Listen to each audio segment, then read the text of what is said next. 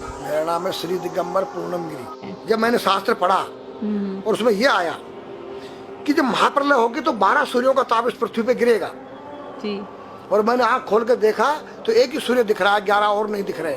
मैंने उनसे तर्क किया कि 12 ही लिखा है, गलत लिखा है कि 12 सूर्यों का ताप पड़ेगा, एक ही सूर्य 12 कहाँ है? तो उन्होंने कहा बेटा ये सत्य लिखा है।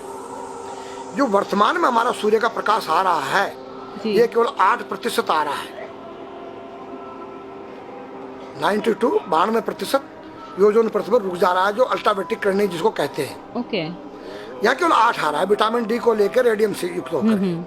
जब योजन पृथ्वी फट जाएगा, टूट जाएगा तो 12 अट्ठे 96 डिग्री जब तापमान आएगा तो 12 सूर्यों का ताप पड़ेगा। ये पूरी पृथ्वी आग का गोला बन जाएगी। नागा का स्वरूप है जी, ये महादेव का स्वरूप है जी, एक बालक का स्वरूप है जी। बालक में क्या चीज नहीं होती है? निर्मल मन जन सो मोई पावा, मोये छल छिद्र कपट नहीं सुहावा। तो बच्चे के दिल के अंदर न काम है, न क्रोध है, न लोभ है, न मोह है, न मद है। और नंगा किस तेरी गोद में बैठ जाए, नंगा उसकी गोद में बैठ जाए। तो नागा का रूप एक बालक का स्वरूप होता है जिसके अंदर से विकार रहित हो जाए, उसका नाम नागा है, सन्यासी है, संन्यासमया, तीनों गुणों से रहित हो जाना। ये जो गांजा भांग है ये क्या करता है? तुम्हारी मनोशक्ति को जो है बुरे कामों से डरा देता है। या तो कोई यूज करके देखे। दारू जो है वो तुम्हारी मनोशक्ति को उत्तेजित करता है, पिछली बातों को याद दिलाता है। दूसरा तुम्हारी जो है भांग गांजा तुम्हारी काम वासनाओं को जो है दबा देता है। तो नारी के नंगे स्वरूप को 5 व्यक्ति देख सकते हैं। मेरे पास एक डिश है और जो चुटिया होती है एंटीना है, जो तुम्हारे जो यहाँ से कुछ तरंगें बाहर को जाती हैं, कुछ अंदर को आती है। 5 कर्मेंद्री, 5 ज्ञानेंद्री, 10 उस रथ के घोड़े हैं और बुद्धि रूपी उसमें लगाम है और ज्ञान रूपी चाबुकर बोलने वाला इसमें स्वयं सारथी कृष्ण है। तो आज हमारी संस्कृति बदली गई। ये आज हमारे लड़के लोग खड़े होकर पेशाब कर रहे हैं। ये हमारी संस्कृति नहीं है। न मुसलमानों की संस्कृति है, न हिंदू की खड़े होकर पेशाब करना। जैसे अगस्त मुनि ने 3 चलू में समुद्र पी दिया। मैंने पूछा महाराज वो मामा जी का कितना बड़ा पेट था? वो पृथ्वी पर रहता था, क्या पृथ्वी से बड़ा था उसका पेट जो सारे समुद्र पी गया? मैंने कहा नहीं बेटा, वो एक साइंस थे, उस काल की वैज्ञानिक थे। उन्होंने ऐसा केमिकल डाल दिया कि पानी के 2 भागों में बढ़ गया, H2O हो गया और वो आकाश में उड़ गया। आज का जो नौजवान है ये साइंसवादी है, ये हमारी भौतिकवादी और जो हमारी धार्मिक आध्यात्मिकवाद को नहीं मानेगा। इसको तुम साइंस के द्वारा अध्यात्मवाद को मनवाएगा तो मानेगा। जैसे मैं सूर्य को जल दे करके मैं हर बीमारी का इलाज कर देता हूँ। बताओ कैसे? कैसे बाबा? सूर्य उदय हो रहा है, ये जैसे सूर्य मान लो इसको जी, और मैं यहाँ खड़ा हूँ तो हम दोनों एक ही डिग्री पर हैं जी, सीधा। इसकी जो किरण आ रही है वो सीधी आएगी।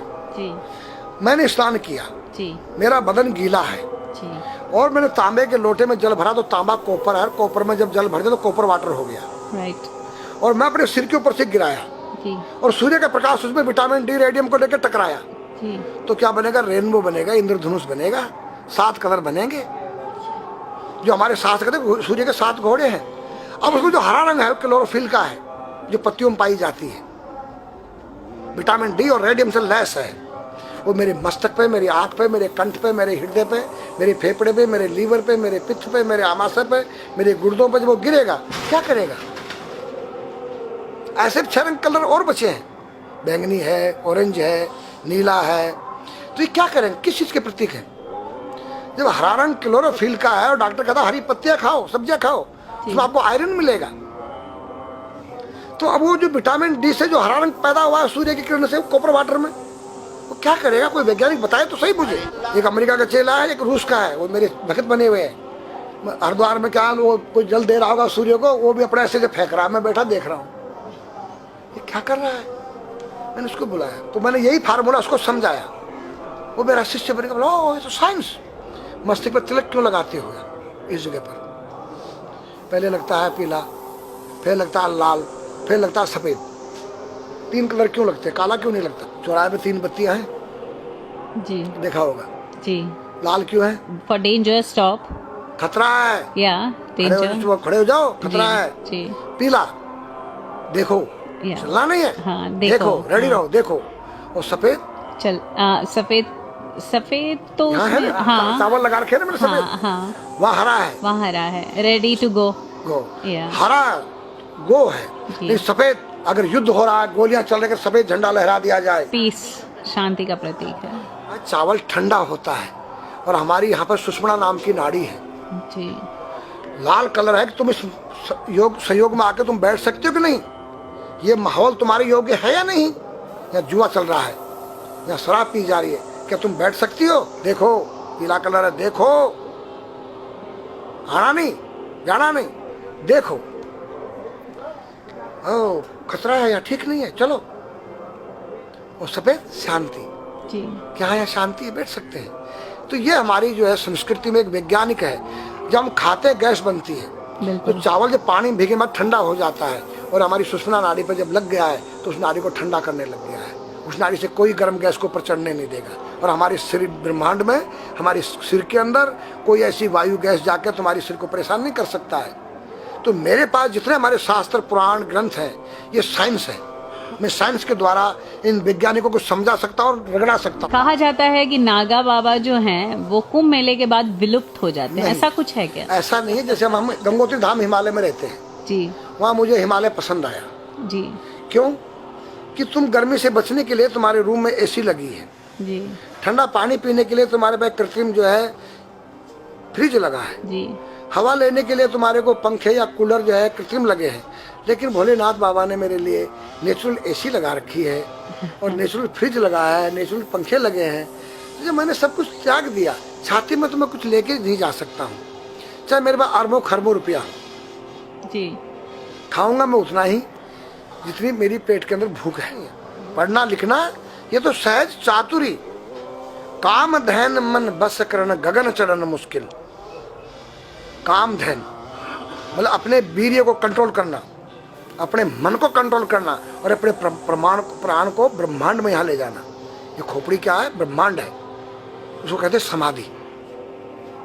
सारे शरीर के प्राणों को इकट्ठा करके इस ब्रह्मांड में मस्तिष्क में ले जाके बैठ जाना, जिसको ब्रह्मरंध्र कहते हैं, उस गुफा के अंदर। ये 3 वस्तु मुश्किल है, बाकी सब आसान है। अपरिग्रह मतलब उतना रखो जितना तुम्हें आवश्यकता है, अधिक मत रखो। अब तुम अष्टांग योग जो है पतंजलि लगा रहे हो, और व्यापार बिजनेस चालू है, मेरी दूध को ले लो, टूथपेस्ट ले लो। अब मेरा आयुर्वेदिक अंडरवियर आ गया है। मैंने बोला वो कैसा है कि मैंने गंगा जल में जड़ी बूटे के रस में धागे भिगोए थे तब बनाया था। और मेरा दावा है कोई कितना योग कर ले, कोई स्वस्थ नहीं रह सकता है। क्यों? खान पीन तुम्हारा केमिकल, वायु में तुम्हारा केमिकल, पानी में तुम्हारा केमिकल। अब जो तुम आरओ का पानी नहीं पी रहे हो, उसके पानी के गुण ही नष्ट हो गए सब। उत्तर को सिर करके सोना क्यों मना किया है साइंस ने? हमारे शास्त्र मना करते हैं। हम उत्तर को सिर करके सोएंगे, दक्षिण को पैर करके। हम जब उठेंगे तो हमारी दृष्टि कहाँ? दक्षिण की तरफ जाती है। दक्षिण में यम का वास होता है। और जब दक्षिण को सिर करके सोएंगे तो हमारा मुंह उत्तर को जाएगा। उत्तर हिमालय है, भगवान शिव का कैलाश है। साइंस कहता है कि पृथ्वी के उत्तर ध्रुव दक्षिण ध्रुव है। पृथ्वी कैसी है पता है? तेरा सिर, सेम तेरा चेहरा 23.5 डिग्री के अंश पर है। ये थोड़ी सी चुटिया नाप लेना अपनी प्रकार लेकर के। तुम भी नाप लेना, तुम भी नाप लेना, मैं भी नाप लूँ चाहे। ये थोड़ी सी चुटिया 90 पर नहीं है, ऐसे तिरछी झुकी हुई है। ये चुटिया, ये थोड़ी है, 66.5 डिग्री का कोण बनाती है। तो ये जो चुंबक मैग्नेट पावर है, उत्तर से नॉर्थ से साउथ तक, हम जब सिर उत्तर की तरफ करेंगे तो ये नॉर्थ है, वो नॉर्थ है। नॉर्थ को नॉर्थ धक्का मारेगा तो तुम्हारे दिमाग में और तुम्हारे हार्ट में डिस्प्लोजन होगा और बैलेंस बिगाड़ेगा। इसलिए साइंस में कहता है कि उत्तर की ओर सिर मत करो, और हमारे शास्त्र भी कहते हैं कि उधर मत करो, नीचे उधर दक्षिण की तरफ यम का वास है, उनकी तरफ दृष्टि पड़ती उठते ही। मतलब एक कहने का फर्क है, एक चीज एक ही है। आज हमारे पास योग की विद्या थी, वो गायब हो चुकी है। अब तो जो थोड़ा सा कोई एक चूहा था, वो दुकान में गया, उसको एक हल्दी कंकर मिल गया, बोला हम पंसारी हो गया है। हल्दी मिल जाने से पंसारी बन गया। जो पीटी स्कूल में कभी किया होगा आप लोगों ने, पढ़ा होगा स्कूल में, हाँ जी। उसी को योग कह रहे हैं। योग क्या है? भगवान कृष्ण के पास था, उज्जैन गए थे संदीपनी ऋषि के पास सीखने के लिए। एक ही समय में 16,808 रावणों के साथ बात कर रहे हैं, अलग अलग रूप में। योग से अनेक रूप बन सकते हैं। योग हनुमान जी के पास था। जब लंका में घुसे हैं तो मच्छर का रूप बनाया उन्होंने, मत्स्य के समान रूप धर कपि, मच्छर के समान। जब सीता के पास गए छोटे से बनकर तो पूछा क्या तेरे जैसे ही है सब? कि हाँ। फिर तो श्रीलंका पे विजय पाना असंभव है।